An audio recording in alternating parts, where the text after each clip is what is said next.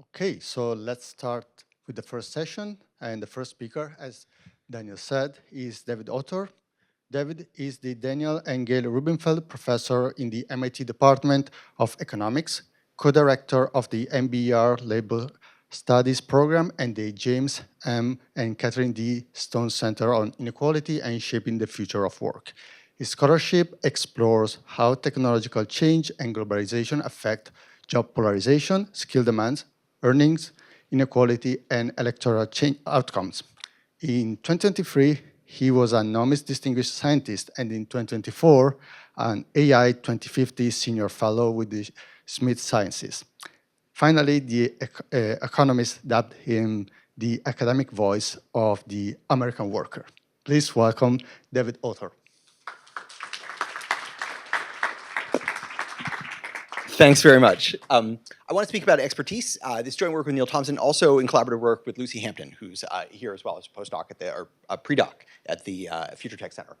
So let me talk about what I mean by expertise. So, think of the following two jobs, right? Air traffic controller, crossing guard, right? We can agree these are basically the same job, right? The job is to prevent collisions between, vehicles and people, one another, and so on. And yet, crossing guards make less than a quarter of what air traffic controllers do. Well, why is that? Well, it's not because they're not doing something socially valuable, right? If you had to pay $130,000 a year to prevent your kids from being run over on the way to school, depending on the number of kids, you'd probably pay for it. The real difference is expertise, right? To become a crossing guard requires no training or certification in any US state. To become an air traffic controller takes, years of training and thousands of hours of apprenticeship. Now, you might say, oh, well, okay, so that's just human capital. But I mean something more specific than that, which is knowledge of a specific activity. So one way to say this is, if we ran out of crossing guards, right, we could get air traffic controllers to do that job immediately. But if we ran out of air traffic controllers, not the case. So why do I talk about expertise? Well, let me define terms. Expertise means domain-specific knowledge or competency to accomplish something. So skills, I don't like that term as much, or you think of skills very broadly. Physical skills, cognitive skills, interpersonal skills. Those are slow-moving. They have lots of portable value across activities, right? Their value changes across decades. Expertise is much more specific than that, right? So expertise might be, coding an app or baking a loaf of bread or diagnosing a patient or, replacing a water heater or something. To have market value, you need two things. One is the goal that it enables must itself be valuable, right? So it's got to be data science, not card tricks, unless you're really good at card tricks. The other thing is it must be scarce because if everyone is expert, no one is expert, right? It means something that some people can do and not everyone can do. Okay, so when I think about what makes labor valuable, especially in an economy where physical work is so much less important than it used to be, it's specialized knowledge that enables you to do valuable work that needs to be done that can't at present be done by machines, but often involves machines to a great deal, right? These folks are not using machines. These folks are using a lot of machines. They wouldn't want their machines taken away, right? Their job wouldn't exist without that technology. So I'm going to contrast that view with what I'm going to call the exposure view, as Daniel highlighted at the beginning. The exposure view is kind of, if you're exposed, you're hosed, right? The more technology is coming, the more technology you're exposed to, the more it's coming to make your jobs and skills and expertise irrelevant, right? You see that here. It's a new buzz term to often talk about job losses. Here's what it really means. You know what it really means, right? Here's lots of papers that engage in this form of pornography of, putting exposure and then, making very scary noises about what's going to happen. And I'm also guilty of this, right? And Neil is also guilty of this. But we know that this can't be fully right? Because most of us use tons of technology. We feel that it's essential to what we do, and not just essential because it saves us time, but because it makes our other knowledge more useful. Right, it amplifies what we can do, right? So one way of saying this is, if I were an econometrician or doing applied economics, back in the 1950s, I could invert about 2 matrices in my lifetime and then I could retire, right? That's about what I could accomplish, right? And yet the rise of computing and statistics packages not made my empirical knowledge irrelevant. It's make it much, much more useful, okay? So is there good exposure? Or is all exposure bad exposure? Well, the question, tells you what I think the answer must be. So let me tell you how I want to think about this. So we've talked about task models. I won't spend long on this, but in canonical task models, automation, so automation means taking a task that was done by labor and then having it done by capital, right? It's kind of first order bad, second order okay. So first order bad because it means labor share of economic activity falls, right? So it's a reduction in labor demand. It's second order good because it makes what's remaining more productive, right? So those can be offsetting even more than offsetting. The only good thing that can happen in task models in is new task creation. As Daniel referenced, it's very important, creating new forms of expertise. That's the opposite of automation in those models. But this implies that kind of all automation is something we should be worried about. And I want to question that assumption.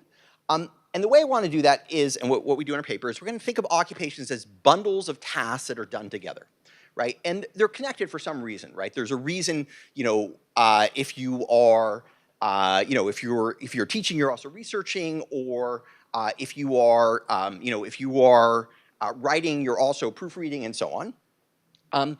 But these tasks will not all be the same. They'll be bundled together for a reason, but they will differ in their expertise levels, where expertise means specialized knowledge, and I'll formalize that further. And the same task may be performed in many different occupations, right? So task models have what I would call atomistic task assignment. Each task is done by one and only one skill group. Here, that's not going to be true. Lots of people are typing, right? Lots of people are writing. Lots of people are, dealing with money in spreadsheets and so on. Now, when a task is automated, it's eliminated from all the occupations that use it.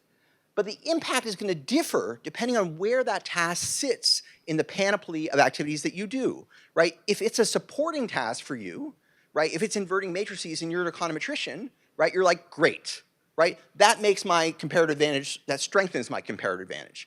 If, on the other hand, if you are a proofreader and Claude comes along that does all the proofreading, it doesn't just save time, it really makes that expertise less valuable, right? So you care about where the task sits in the distribution of things that you do. Okay, so simple example, imagine here's an occupation made of 9 tasks ranked by their expertise levels, and the top 3 are automated. So what's going to happen? Well, look, labor productivity is going to rise. Average expertise requirements are going to fall, right? You've made this job simpler, right? So employment will probably go up. You have like an effective supply shift. Wages may not go up because you have an effective supply shift, right? Now, conversely, let's imagine the same occupation. Now the inexpert tasks are automated. Well, look, labor productivity is again going to rise, right? Expertise requirements are potentially going to rise. You've made this more specialized work, right? You've gotten rid of the minor task and made the supporting task, the central task, the expert task more central. Employment might not rise, right? You've made this work harder. You've made this work more specialized. But probably in that case, probably wages will rise, right? Because it's more productive and yet not many more people are available to do it.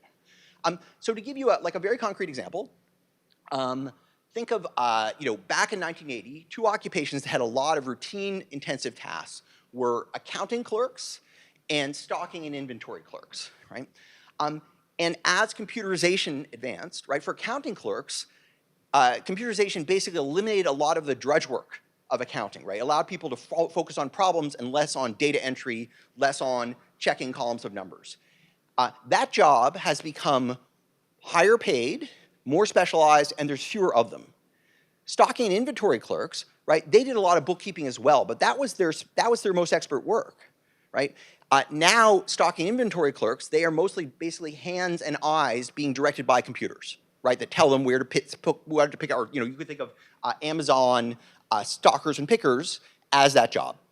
Well, there's many more of them than there used to be, but they're paid less, okay? All right, and you could also take the example, like for example, taxi and chauffeur drivers, right? Increased employment by 200% since 1980, right? Wages have not kept up with the average. What's going on there? Well, look, ride-hailing software made that work less specialized, reduced labor barriers to entry. It created a flood of employment. And good jobs for relative to what people were alternatively doing, presuming or they wouldn't be driving Uber, right? But created all kinds of competition for incumbents, right? So it made the work less expert, more numerous, lower paid. Proofreaders Arguably the opposite, right? Proofreaders, that used to be a lot of mechanical work, right? Of formatting, of spell checking, of getting references. Now proofreading is about improving writing. There are fewer of them. They're better paid, right? Let me give you one more concrete example of what this can look like. So imagine this task is proofing letters, right? And imagine that it's kind of divided between a scholar who writes reference letters late at night on weekends with a glass of whiskey, and an assistant who often does all that person's proofing. So you can imagine this is me, and I've been working with the same assistant for 20 years. But now on weekends, late at night, I just go to Claude and get Claude to proof my letters. And Claude is actually really quite good at doing that. This is a force multiplier for my expertise, right? I can write more letters per glass of whiskey now than I could a few years ago, right? Without any latency.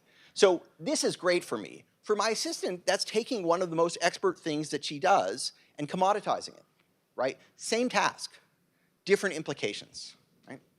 Okay, so there's a large literature on this, and I see Larry Schmidt in the audience. He has a recent paper that thinks along the same lines about changing comparative advantage as certain tasks are automated, right? So the thesis of this paper, if you see your name up there, great. If you don't, I apologize.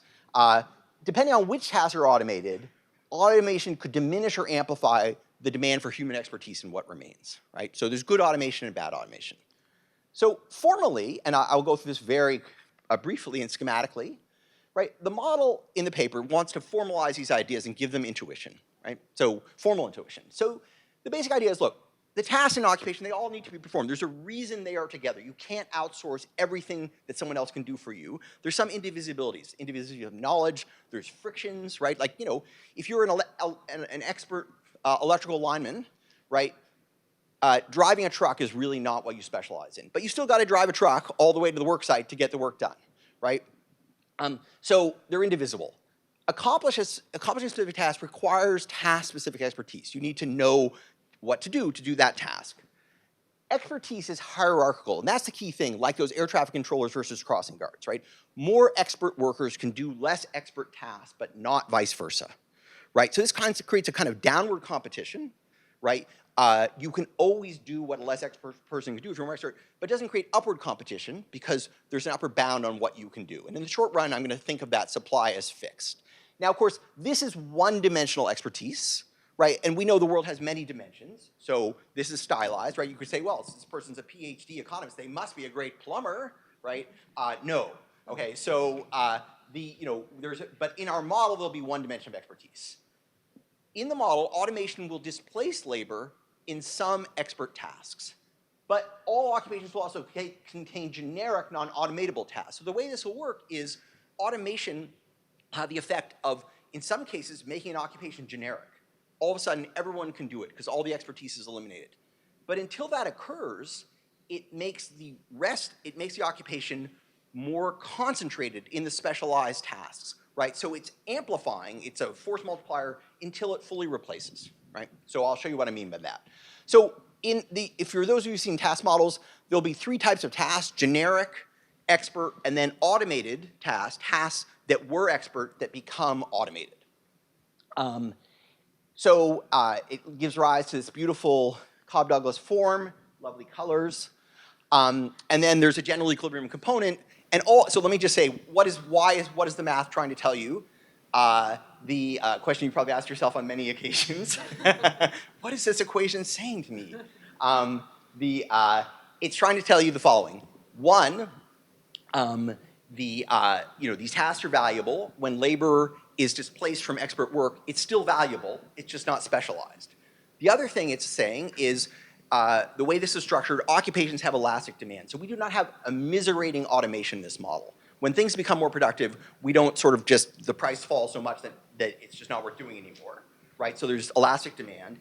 And the final thing is capital is scarce or fixed in this model. And why is that? If I made capital elastically supplied, only good things can happen, right?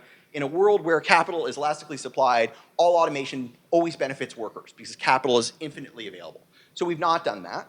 So we've made our challenge meaningful. So here's what the model looks like. You can think of tasks being arrayed, occupations being arrayed from decreasing to increasing expertise. And then the tasks that a worker does are on the y-axis, right? And there's generic tasks and there are expert tasks. Automation is going to automate some of these expert tasks. So, for example, when that task, when that I rises, right, it eliminates the expert tasks in blue. Right? Now, if you go further with that, right, so if we take occupation, let me make that a little clearer. Take occupation phi, right, there's some automations occurred, but that occupation is not fully automated, right? The blue part remains, so that's now the people who do that are now more focused on a set of specialized tasks that have become more productive. Right? However, if automation rises further, right, that occupation phi prime now is fully, all expert tasks are eliminated. It's become generic. So it's still valuable, but it means any worker can do it, right? And so it's no longer specialized. So the way this works in terms of wages is an occupation, as automation proceeds, it becomes more valuable, it becomes more specialized until the point in which the final expert task is automated, in which case it becomes generic. You have free entry, right? So you could think of Uber as being an example of that. That doesn't mean the wage goes to zero. It means it competes with all other labor. And productivity is rising, so that's not so bad. It also means, counterintuitively, that occupations, as they become more expert, they don't grow, right? Their output grows, but there's a limited supply of people who can do them. And then once they become fully automated, they become generic, you have a lot of free entry, of arbitrage. And so the counterintuitive implication is that as occupations become less expert, they grow. And conversely, as they become more expert, they contract as a share of all employment. Now, this is a little clunky, it works in the model, so a better theorist, or really any theorist, could make this a lot more elegant than what's happened here. Okay, so let me talk about the implications that we actually look at empirically. So the first is that expert work commands higher wages within education groups, within occupation. Now, that sounds like a content-free statement until I tell you how do I measure expert work, right? So we're going to do that. That's one of our empirical tasks. The second is that if you change the task composition of a job, that could raise or lower expertise. You could reduce the expertise of a job by eliminating expert tasks. You could raise the expertise of a job by eliminating inexpert tasks. And conversely, right, you could add inexpert tasks and reduce expertise. You could add expert tasks and raise expertise, right? So adding and removing tasks is not the same as adding or removing expertise. It matters what is added or removed. The third thing is that changes in expertise demands will have countervailing effects on wages and employment, right? We predict that occupations that become more expert will see rising wages and falling employment as a share of activity. Occupations that become less expert will see falling relative wages and rising employment. And I think that's quite a counterintuitive prediction.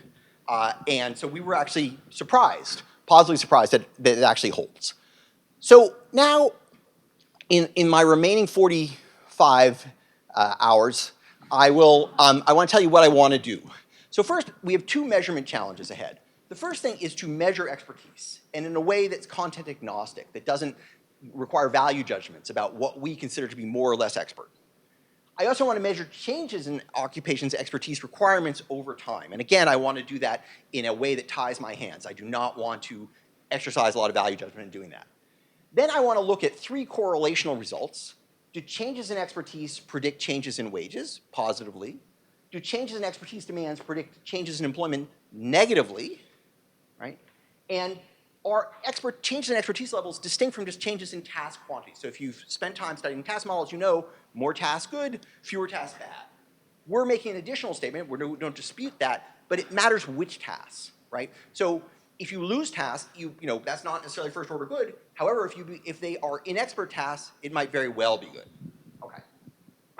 Then I want to, depending on time, I want to give you a more causal version of this, and then if I'm lucky, we'll talk about a pre-release beta work that Neil and Lucy and Jan Yesildir and I are doing to extend this expertise work. Okay, so how do we measure expertise? So to do this, we're going to leverage the efficient coding hypothesis. How many of you have heard of the efficient coding hypothesis? Okay, so it comes out of, all right, it comes out of neurobiology. It's now all over information science, but for natural language, the efficient coding hypothesis says, look, there's a trade-off when you're speaking between brevity and clarity, right? You can use a lot of words to convey something, but that takes a lot of time and bandwidth. Or you can use more complex words that get the information across more efficiently, but only if people are familiar with that concept. So when you're speaking, you need to think about what does the person who's listening know? What do we have in common? What can I assume they will understand? And what can I not assume they will understand? So there are many familiar words that are quite sophisticated, right? Like profit and inflation, right? Those are abstract concepts, but you wouldn't hesitate if you met a person on an airplane and started talking about what you do, you wouldn't mind saying profit or inflation. You would assume they know what you mean. There are other words like elasticity and arbitrage. These are not more sophisticated than profit and inflation, but they are domain specific, right? Most people, there's not a concept most people encounter. So you wouldn't, if you met someone on an airplane, you wouldn't start talking about elasticity and arbitrage, or if you did, they would ask to change seats, right? And so they're used by domain experts, and we use them because it's time-saving, and they're concepts that we commonly encounter and others do not, right? So this trade-off leads to efficient coding, choosing words to trade off between brevity and clarity, and explains partly why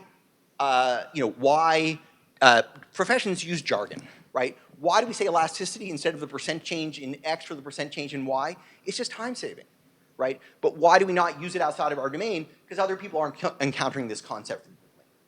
Okay, so our idea, or really Neil's idea, was that we could measure the expertise of job tasks by leveraging the implications of the efficient coding hypothesis.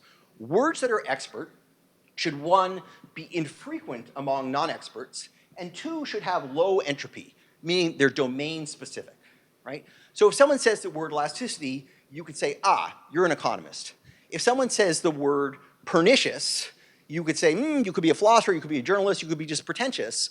We couldn't actually predict what domain you're in, right? So expert words are infrequent among expert, and they have low entropy. Conditional on hearing them, you can say where they come from. So we're going to look for expertise by looking for task descriptions and find descriptions that use words that are uncommon and have low entropy. How are we going to do that? We're going to use the Educator's Word Frequency Guide, published in 1995, that takes 160,000 words used in kind of middle school level and calculates their frequency and entropy, right? So we love this, right? Because we didn't have to make up our own data. It totally ties our hands, right? This is not, a 16th order transformation of something, that we picked out from some random source, right? This is just a published volume. So that's going to be our measure. And our expertise measure is going to be span from -100 to +100, right? Where higher numbers means more expert. So let me show you how this works. Oh, sorry. And we're going to take task descriptions from two sources. The Dictionary of Occupational Titles from 1977 and the ONET from 2018. These were written 4 decades apart. They don't use the same vocabulary, so that creates another challenge for us. And then we're going to use data from the census to measure changes in employment and earnings by occupation, right? So these are all public use data, and many of you would be familiar with this. My co-author Michael Handel and I have worked with these data in the past. So let me tell you some high expertise job tasks, right? Reinstall plumbing and electrical and rigging connections. May operate punch card tabulating machines. Monitor the arrival, parking, refueling, loading, and departure of all aircraft, right? So there's your air traffic controllers. Another one we sometimes have on the slide is sing a cappella, right? Sing a cappella is a great example. Not many words, right? But they're incredibly low entropy, right? If someone says I sing a cappella, right, you know what occupation they're in. Here are some low expertise job tasks. Print and make copies of work, transport mail from one workstation to another, guard street crossing during hours when children are going to or coming from school, right? These are your crossing guards. Now notice, this doesn't have more syllables, right, than this one. It just uses words and concepts that are just not as common, or this one uses that. Okay, so let me show you. So we do this, we take all the tasks associated with each job, and we calculate the expertise of each task. We then average those up to the occupation level.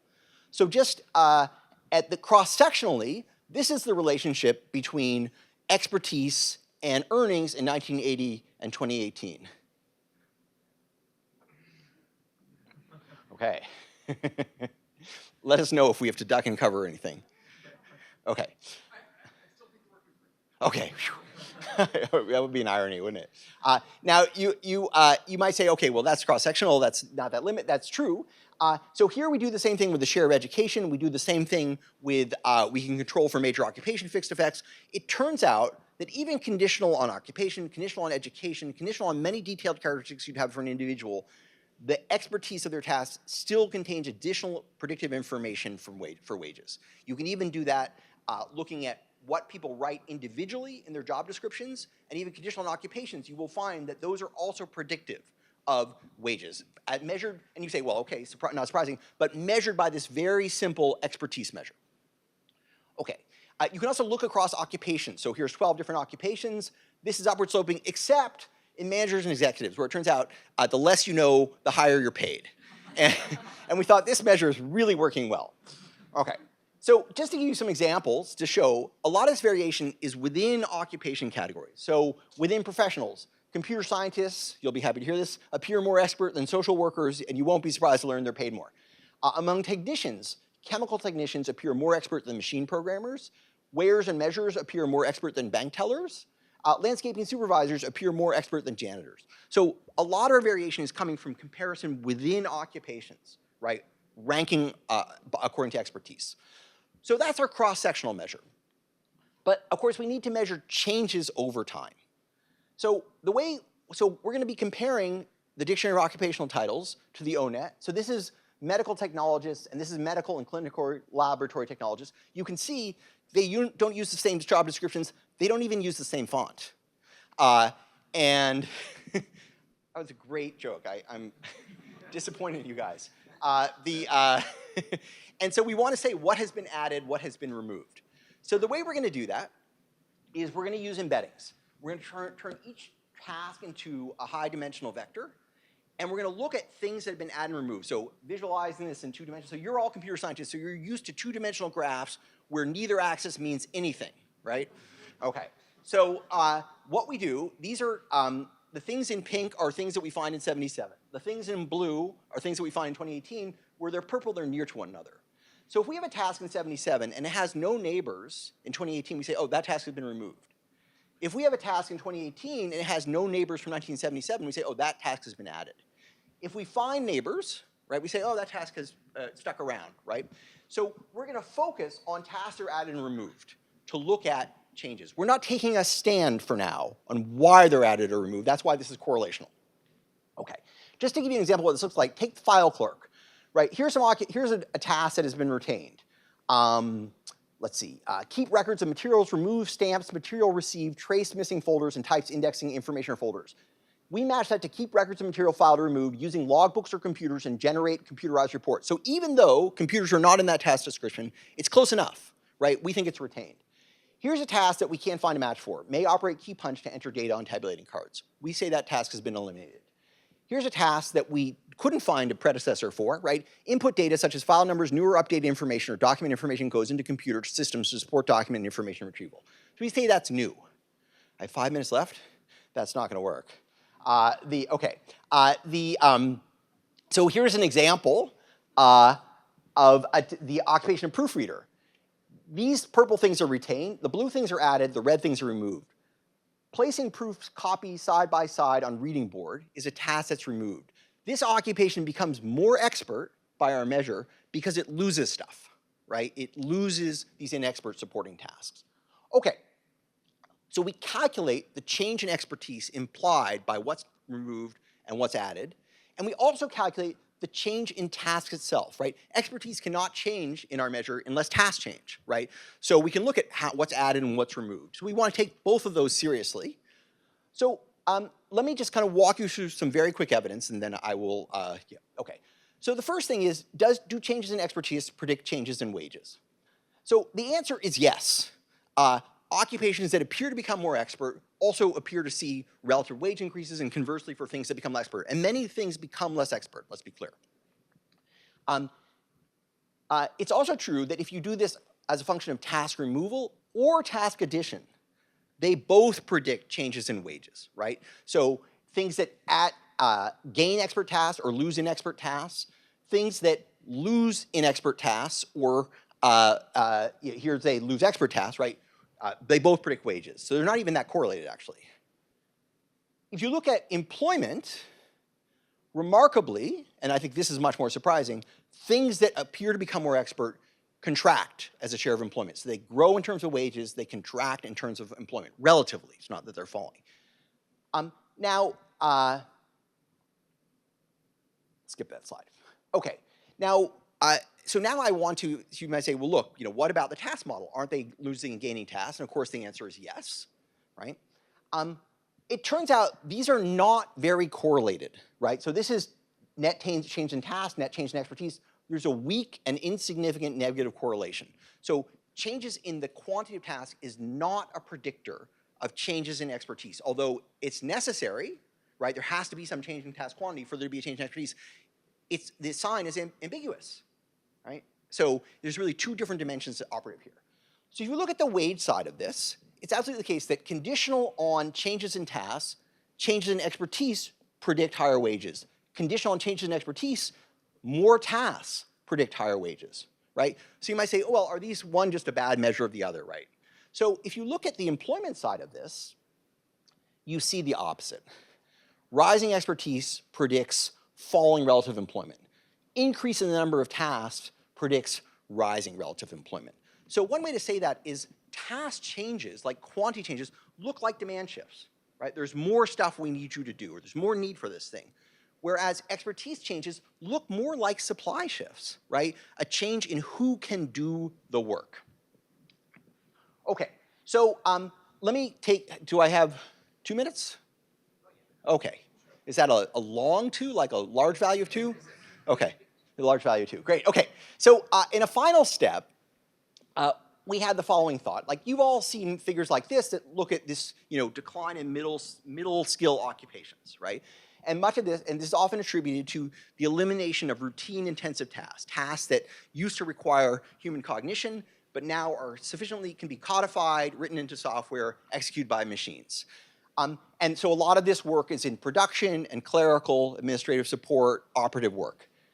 The wage side of that is not nearly as clear-cut. Now, there's many interpretations of that. One is a kind of a compositional story, right? But another story is maybe the relationship between changes in quantity of tasks and expertise is not so one-to-one, right? In particular, I gave you the example of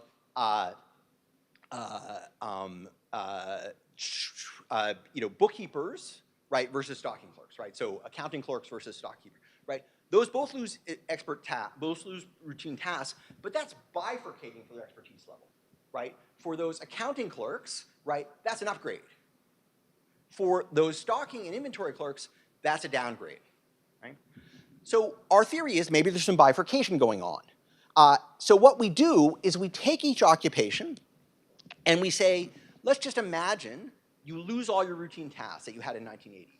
What is that going to do for your quantity of tasks? What's that going to do for the expertise requirements of your work, right?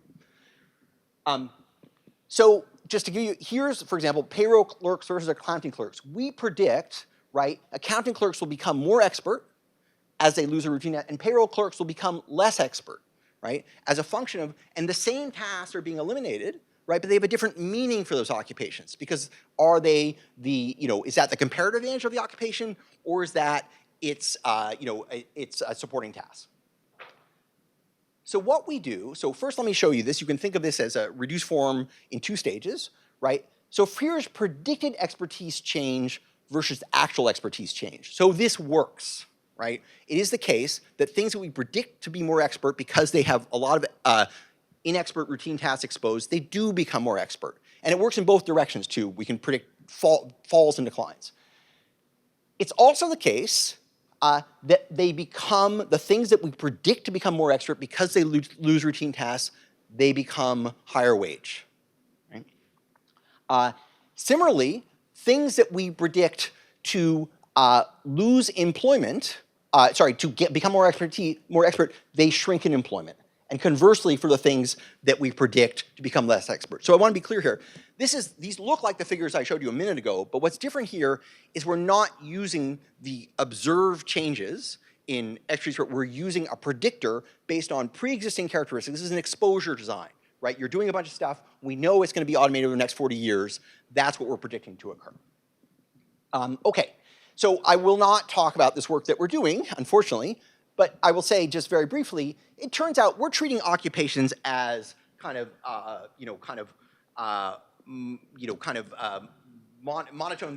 as having only one dimension. But in fact, occupations differ in their expertise. So you can find chief executives at almost every wage percentile. You can find carpenters at almost every wage percentile. The central tendencies differ, right? But they're all over the place. So our thought was, look, there's carpenters of different expertise levels. There's CEOs of different expertise levels. So we're going to use that information on the ranking. We're not going to treat everybody the same. And when we do that, I will, in the interest of time, I will not actually do what I'm tempted to do. We can create measures of expertise change at every percentile of the distribution. And it turns out they're pretty predictive of actual expertise change at every percentile of the distribution, right? So when we talk about predicting the past, like we thought this was, we gave ourselves a check plus. Similarly, if we look at task removal, right, here's predicted, here's actual, we do pretty well with that too. So just putting these things together, right, I want to say these are coming from the same metric, routine task exposure.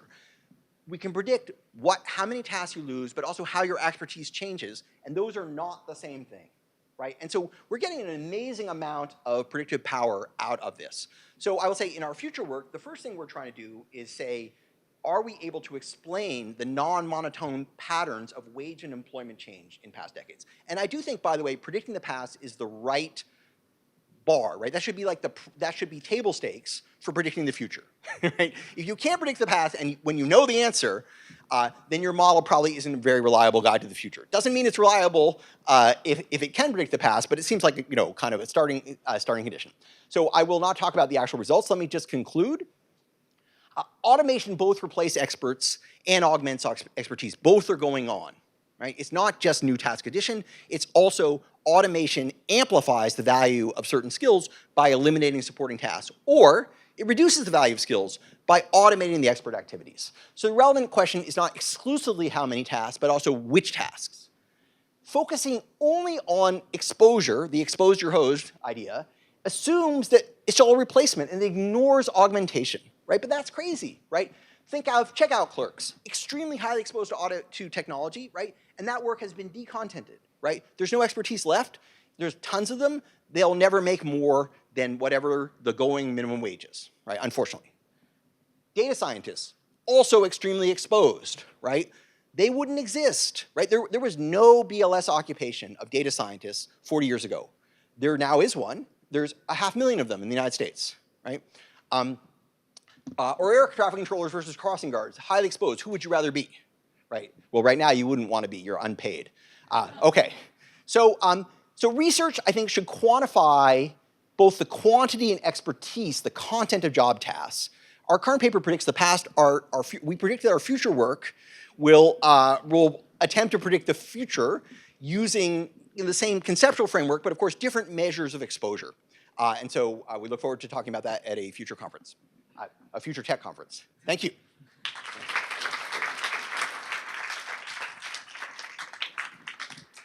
So I'm going to if you get your slides set up, and we'll take private questions for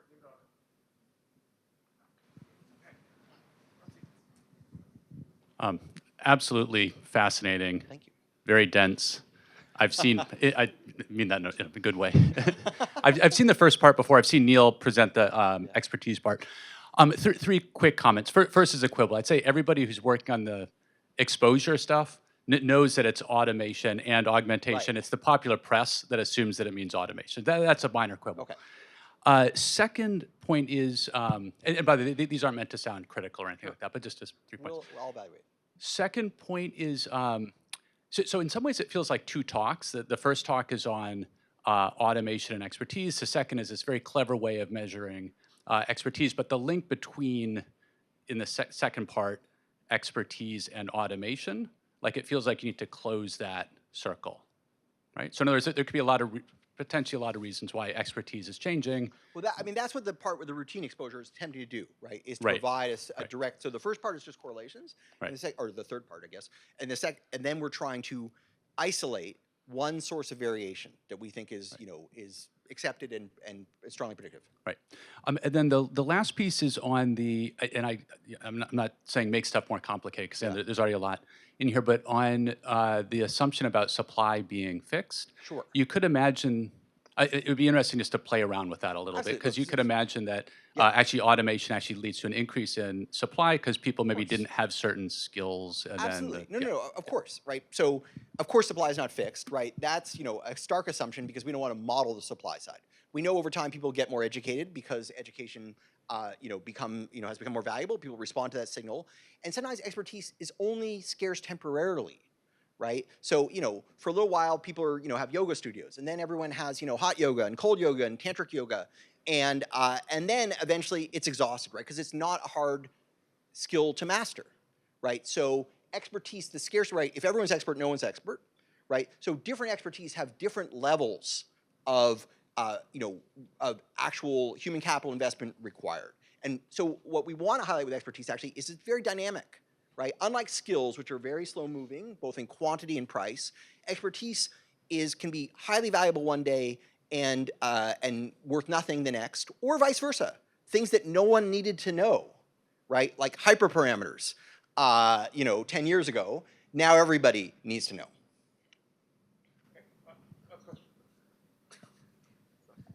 Wonderful talk. Sorry for my goofy computer sciencey question, but from what I could get, you're using, for example, you're using the expertise index to predict things like predict wages, and that's a single scalar value that you mapped it to. I just wondered, goofily, whether if you extended that to not just measure one thing or not just capture one thing, but let's say two things, it's like, I don't know, specialization and diversity or something like that. Sure. Wouldn't you be able to explain more of the variance and what are the downsides? Yeah, of that? absolutely. So first of all, we're looking, we are looking at two things, which are wages and employment, and that's, as a labor economist, that's where I start. But you might say, look, does this explain variation within occupations? Are more expert workers within occupations, are they, for example, getting more earnings? And the answer is yes, we have shown that. But you could also say, well, maybe it's not just the average expertise of an occupation, which is what we're doing, but something about the distribution of expertise. So does it matter the variety of things you do?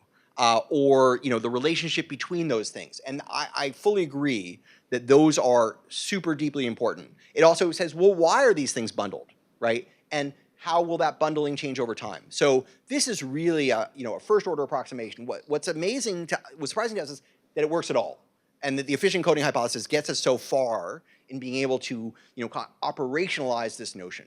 I think there's an important agenda that follows. I hope it's important. Wonderful. Thank you very much. Thank you guys very much.